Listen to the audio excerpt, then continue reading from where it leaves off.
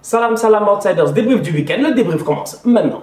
Le Real Madrid l'emporte 1-0 face au coronavirus. Franchement, on va être très sérieux. Pour la première fois de l'histoire du Real Madrid, c'est pas un joueur sur le terrain qui a marqué, c'est quelqu'un dans les tribunes. Je parle de qui? D'un dirigeant. Et vous-même, vous savez de qui je parle. Du plus grand dirigeant, du parrain, du bandit, de qui? De Florentino Pérez. Florentino Pérez, avec la direction du Real Madrid, ils ont pris la décision d'aider les autorités espagnoles. Aujourd'hui, on va être très sérieux. Ce tocard de coronavirus là, qui est là en train de nous dribbler à gauche et à droite, il a atteint l'Espagne. Et franchement, l'Espagne est en train de souffrir. Autant les Italiens, ils sont en train de souffrir, autant les Espagnols, jour après jour, on voit les morts en train de s'accumuler. Aujourd'hui, le Real Madrid a décidé de prendre Santiago Bernabéu, de l'offrir aux autorités espagnoles. Pourquoi? Pour que les autorités espagnoles puissent y mettre là-bas, y ranger là-bas du matériel médical. Parce qu'aujourd'hui, on va être très sérieux, les hôpitaux sont pleins. Il n'y a plus de place. Tu vois des gens qui sont couchés par terre. On est obligé de faire des choix entre des gens de 80 ans et des gens de 20 ans, etc. Parce qu'on se dit, c'est pas possible. On ne peut pas soigner tout le monde. Donc du coup, dès lors, tous ces millions de masques-là, tous ces millions d'appareils respiratoires-là, tu ne peux pas les garder à l'hôpital. Tu les gardes où? Au Santiago Bernabéu. Bien joué de leur part. Un autre qui s'est géré, c'est Marco Asensio. Franchement, à lui tout seul, en gagnant le tournoi FIFA de la Liga, il a réussi à lui tout seul à soulever près de 150 000 € qui vont être destinés à quoi? À la lutte contre le coronavirus. Donc franchement, on va être très sérieux. Les Madrilènes, certes, les mecs en termes de football, c'est les meilleurs en Europe, mais en ce moment, pour le moment, franchement, en Espagne, ils se gèrent. Marco Asensio, il a gagné un tournoi FIFA en mettant Benzema apparemment sur le banc. J'ai vu les gens se plaindre. Ouais, Benzema, vous, ça se voit que vous ne jouez pas à FIFA. En fait, moi, je ne comprends pas les gens, ils parle, ça se voit que vous ne jouez pas à FIFA. Benzema dans FIFA, il est nul. Franchement, Jovic est 10 fois plus fort que Benzema. Deuxièmement, ceux qui jouent ici à FIFA d'habitude, ceux qui ont l'habitude de jouer à FIFA, ils savent très bien que Moussa Sissoko est plus fort que Paul Pogba. Donc à un moment donné, il faut nous respecter. On parle de jeux vidéo. Asensio, il s'est géré, il a gagné. Bien joué. Pendant que le Real Madrid est en train de se gérer, le Barça, franchement, eux, comme d'habitude, tout est compliqué. Tout est compliqué, rien n'est simple au Barça. Aujourd'hui, je vais vous expliquer une chose. Il y a des clubs qui sont très riches, des Manchester City, des Manchester United, etc. Des clubs comme le Paris Saint-Germain, des clubs qui ont des propriétaires extrêmement riches. Aujourd'hui, le Barça et le Real, c'est des clubs qui n'ont pas de propriétaires extrêmement riches. C'est des clubs qui fonctionnent grâce notamment à leur nom, grâce à leur standing, grâce aux revenus qu'ils génèrent. Et parmi les revenus qu'ils génèrent, il y a plein de revenus. Tu as les revenus du musée. Je vous dis, juste le musée du Real Madrid, je pense qu'à lui tout seul, ça vaut le salaire de tous les gars de Dijon. On va être très sérieux. Tu as les revenus de match, tu as les droits de télé, etc. Bref, les revenus de maillot. Aujourd'hui, c'est des clubs qui génèrent énormément d'argent. Mais pour générer cet argent-là, il faut qu'il y ait du football. Donc aujourd'hui, il n'y a pas de football en Espagne. Donc il y a certains clubs qui souffrent. Derrière, on voit que le Real, pour le moment, ils se gèrent, ils arrivent à s'en sortir. Au Barça, on est venu cette semaine, on a dit on va couper les salaires. Tout le monde s'est fâché. Pourquoi? Vous vous fâchez pourquoi? Les gars, vous ne jouez pas au football, on veut couper votre salaire, vous vous fâchez. Franchement, c'est pas sérieux. D'un autre côté, il y a un mec qui s'est géré, c'est Léo Messi. Il a donné 1 million, tranquille, posé. Tu as l'impression que tout le monde donne 1 million. En ce moment, 1 million, c'est la nouvelle mode. Je te dis, les Federer, les Novak Djokovic, tout le monde donne ici 1 million. Messi a donné 1 million, 500 000 € qui seront utilisés pour un hôpital en Catalogne et 500 000 € qui seront utilisés pour un hôpital en Argentine. Bref, derrière Messi, individuellement, il s'est géré. Les Catalans, normalement, ils devraient accepter que leur salaire soit coupé, qu'ils le veuillent ou non, parce que dans la loi, les dirigeants catalans ont le droit de couper les salaires dans des cas aussi exceptionnels que l'on vit en ce moment. Les autres clubs de la Liga aussi ont fait quelques gestes. L'Atlético, l'Espagnol, ils ont tous décidé de couper leur salaire. Ça, c'est très important. Ça permet aux clubs de rester à flot dans cette situation économique qui est très compliquée. D'un autre côté, shout-out au président de Valence, Peter Lim, qui a acheté près de 500 000 masques, près de 300 et quelques thermomètres ultra sophistiqués qu'il a remis à la ville de Valence pour permettre de lutter contre le coronavirus.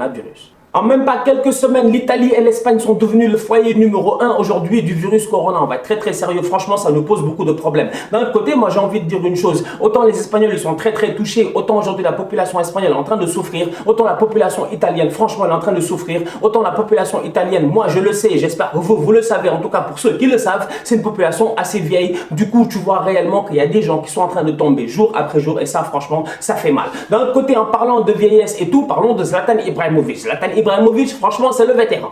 C'est le vétéran aujourd'hui. C'est un des vétérans de la Serie A. Zlatan Ibrahimovic a quitté le Los Angeles Galaxy pour venir au Milan AC. Pourquoi? Pour jouer pendant 6 mois, pour essayer de se faire plaisir et de revenir à un top niveau. Aujourd'hui, Zlatan Ibrahimovic, le corona est en train de le tuer. Parce que Zlatan, qu'on le veuille ou non, ça m'étonnerait réellement qu'il puisse reprendre le football au même niveau que ce qu'il nous a habitués à essayer, ce qu'il nous a donné en fait durant ces dernières semaines. À mon humble avis, ce ne sera pas possible. Ça fait réellement triste. Zlatan, apparemment, il est vraiment en train de penser à la retraite. J'ai l'impression que Zlatan, c'est un truc de femme. Cristiano Ronaldo a décidé de donner 1 million d'euros lui aussi pour la lutte contre le corona. Franchement, le gars, il s'est géré. D'un côté, les vétérans de la Juventus amenés par Giorgio Chiellini ont pris la décision aujourd'hui de ne plus récupérer aucun salaire. Quand tu regardes bien jusqu'au mois de juin, ça fait une économie de près de 90 millions d'euros qu'ils pourront réutiliser pour garder ce club-là à flot. Aujourd'hui, il faut qu'on soit très très sérieux. En toute honnêteté, j'ai l'impression que chaque star du monde du football, chaque personne impliquée dans le monde du football est en train de se gérer. La dernière fois, on a vu ici José Mourinho, José le truculent, sortir lui-même avec un masque et des gants pour remettre de la nourriture à des gens en Angleterre qui n'ont pas les moyens d'aller faire les courses, etc. Franchement, aujourd'hui, cette affaire-là est en train de nous montrer que l'humanité ensemble est capable d'être soudée. Franchement, il y a un truc que je ne comprends pas. Paulo Dybala, il a fait une publication cette semaine pour dire que ça va mieux, etc. Il est toujours malade, mais sincèrement, ça va mieux. Mais à un moment donné, je me pose 35 000 questions. Dybala, t'as fait comment?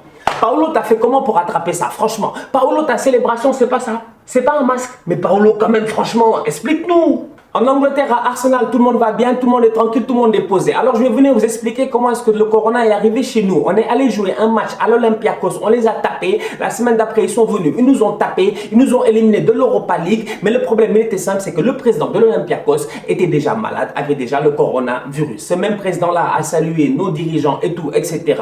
Celui qui a été touché, c'est qui? C'est Arteta. Dieu merci, Arteta, aujourd'hui, il est guéri. Équipe de guerriers. Il est guéri, équipe de guerriers. Ah ouais, tranquille. Arteta, il est guéri. Alhamdulillah, Dieu merci. Franchement, ça fait plaisir. Et derrière, j'espère que tout le monde sera guéri et qu'on passera au travers de cette affaire-là. Dès lors, du côté d'Arsenal, franchement, ça va mieux. Du côté de Chelsea aussi, ça va mieux. Parce que Chelsea, ils nous ont fait peur. Ils nous ont fait peur ici. Mason Mount, ce tocard-là. Ce tocard de Mason Mount là, tout le monde est tranquille, posé, restez chez vous. Mason Mount, il sort au quartier pour aller jouer au football. Évidemment que tout le monde a vu les photos Mason Mount. Franchement, comment est-ce que...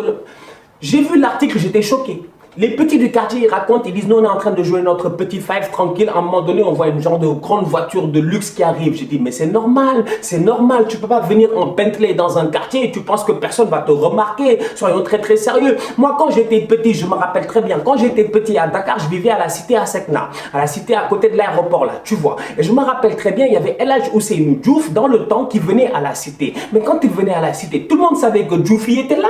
Parce que Dioufy, dans le temps, il avait une Escalade. Ça, c'est les voitures de bandits. Ça, c'est les voitures de bandits. Ça, c'est les voitures des The Game, des 50 Cent et tout. Tu vois, ça, c'est les voitures que les jeunes ne connaissent pas. Franchement, il avait une Escalade extension, frérot. C'est-à-dire la Escalade version pick-up. Toute blanche, si je me rappelle bien. Chaque fois que Dioufy venait, tout le monde courait derrière la voiture et tout. On savait que El Hadj Diouf était dans le quartier. On ne savait pas pourquoi. Peut-être qu'il était venu draguer quelqu'un. Bref. Soyons très très sérieux. Aujourd'hui, Mason Mount, on te dit reste chez toi, tu vas au quartier jouer au foot. Tout le monde l'a cramé. Derrière, Callum Hudson-Odoi, qui a été le premier joueur de la première ligue, qui a été testé positif. Dieu merci, il est guéri. Alhamdulillah.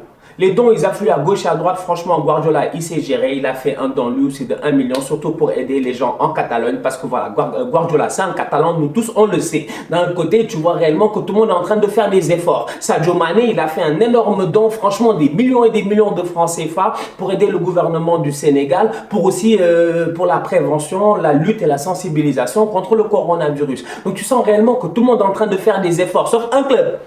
J'arrive vers vous. Vous me savez, c'est un débrief du week-end. J'attaque qui je veux, comme je veux, quand je veux. Manchester United, franchement, moi je ne comprends pas. Tous les jours, je vois les clubs en train de donner à gauche et à droite, les gens en train de donner à gauche et à droite. United, la seule chose que je vois, c'est Sancho.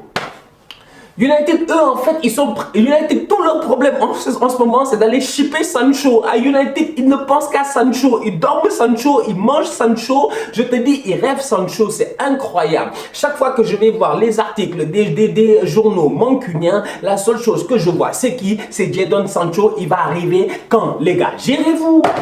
Je fais tomber mon téléphone. Un peu de décence. Quand même, franchement, on est en ce moment dans des moments compliqués. Quand même, franchement, ayez un peu de décence. Attendez un peu. Non, les gars n'attendent pas. Et franchement, ils ont raison, United, de ne pas attendre. Pourquoi? Parce qu'aujourd'hui, il y a des joueurs qui sont anormalement, je dis bien anormalement, courtisés lors du prochain mercato. Et le premier en tête de liste, en toute honnêteté, c'est Jadon Sancho. Jadon Sancho, tout le monde le veut.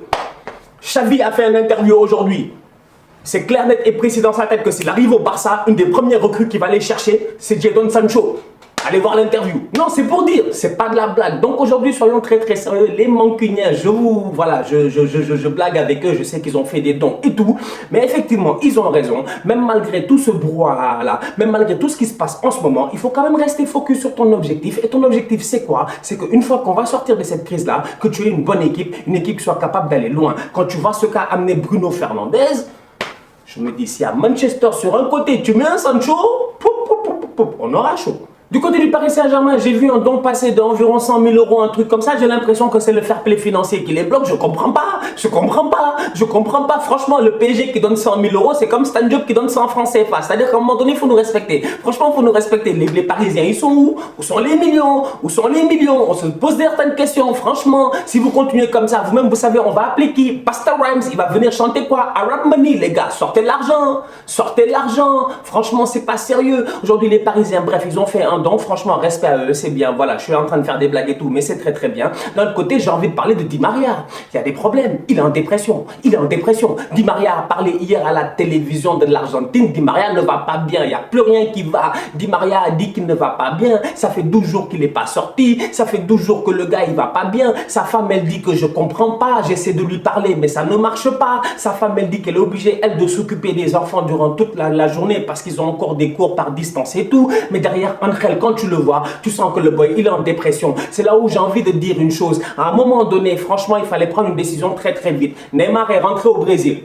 Thiago Silva est rentré au Brésil. Di Maria, il est resté à Paris, il n'a pas de famille, il est tout seul. Aujourd'hui, j'ai vu Tottenham prendre la décision de dire à Son Heung-min de prendre ses clics et ses claques et de rentrer en Corée. Pourquoi? Parce qu'aujourd'hui, on passe des moments difficiles, une phase très très difficile, et c'est encore beaucoup plus difficile quand tu es seul en isolation et que tu n'as pas au moins un membre ou deux membres de ta famille à côté de toi. Aujourd'hui, qu'on le veuille ou non, ces boys-là, c'est des jeunes, c'est des gamins, ils sont comme nous. Donc c'est normal que, émotionnellement parlant, ils soient touchés. Quand je vois Angel Di Maria, ce qui lui arrive, ça me fait mal parce que qu'on le veuille ou non, il est meilleur passeur de championnat de France cette saison. C'est un joueur extraordinaire, Di Maria, cette saison. Il est extraordinaire et anormalement important pour le Paris Saint-Germain. Donc dès lors, je me dis, s'il y a un moyen de le prendre, de le mettre dans un avion spécial pour qu'il puisse rentrer en Argentine, s'il vous plaît, faites-le. C'est vrai que c'est difficile, c'est dur, c'est vrai, etc. Ils ne sont pas les seuls dans ces situations-là. Il y a d'autres personnes dans le monde qui sont aussi en train de souffrir et tout. Mais s'ils ont les moyens de le faire et que derrière, voilà, ça blesse personne, moi j'ai envie de dire, faites-le, rentrez chez vous, tu vois, rentrez chez vous. Aujourd'hui, Tottenham, ils l'ont fait avec Son Heung-min et Bergwijn, le néerlandais qui va aussi pouvoir rentrer voilà, chez lui aux Pays-Bas, aller retrouver leur famille, aller se sentir en famille, se sentir entouré et essayer de passer à travers cette crise-là. Donc franchement, voilà, derrière Di Maria, il est en dépression, le pauvre. C'est difficile, c'est pas de sa faute, mais j'espère qu'il va s'en remettre très très vite. On se capte très très bientôt pour un nouveau débrief, vite fait, bien fait. On est passé à travers quelques éléments importants de l'actualité cette semaine. Franchement, j'avais envie de venir et de partager quelques émotions avec vous, de venir discuter avec vous. J'espère que vous allez bien là où vous êtes, que vous êtes en paix et en santé, que vous restez chez vous. D'ici là, on continue à liker, on continue à partager, on active la cloche, on reste à la maison. On se capte très très bientôt pour un nouveau débrief. Tous outsiders.